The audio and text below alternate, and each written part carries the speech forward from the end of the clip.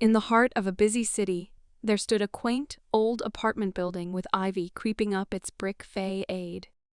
For years, it had been a place where tenants had come and gone, each with their own stories, but all under the watchful eye of one man, Mr. Delaney, the landlord.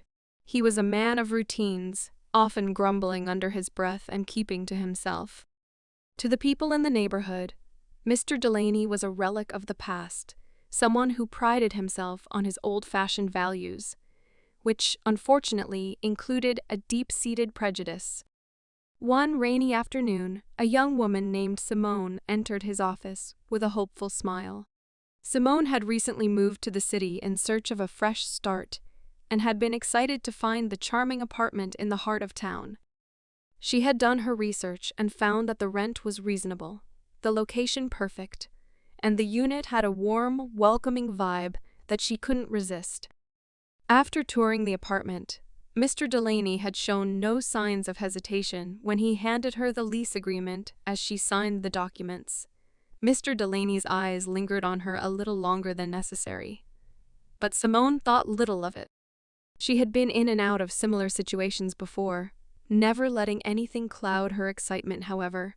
As soon as the ink dried on the papers and she handed over the security deposit, the tension in the room shifted. Mr. Delaney's demeanor grew cold, and his smile faded. Simone had sensed a change in him as soon as she moved in, but she hadn't yet understood why the following morning. The real troubles began. Simone received an email from the landlord demanding she meet certain extra conditions if she wanted to keep the apartment. Her rent would increase suddenly, without explanation, and she would be responsible for unreasonably high maintenance costs that were never discussed. She brushed it off as a mistake, thinking perhaps it was some administrative error, but things only escalated. Mr. Delaney began showing up unannounced, knocking loudly on her door, making uncomfortable comments about her personal choices.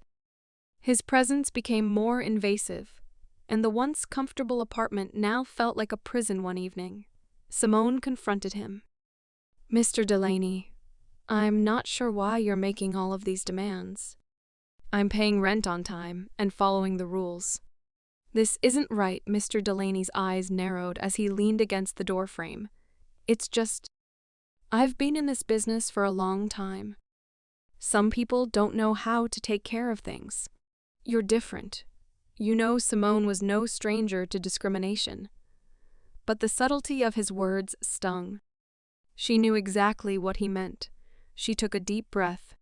"Are you saying that because I'm black?" He didn't answer immediately, his silence speaking volumes. Simone had enough. She picked up her phone and dialed her lawyer, someone she'd met through her work in community activism. "I'm calling to discuss a legal matter." "I need your help," she said, voice steady, but her heart was racing. Within hours, Simone's lawyer had sent a formal letter to Mr. Delaney, demanding that he cease all unfair treatment and respect the terms of the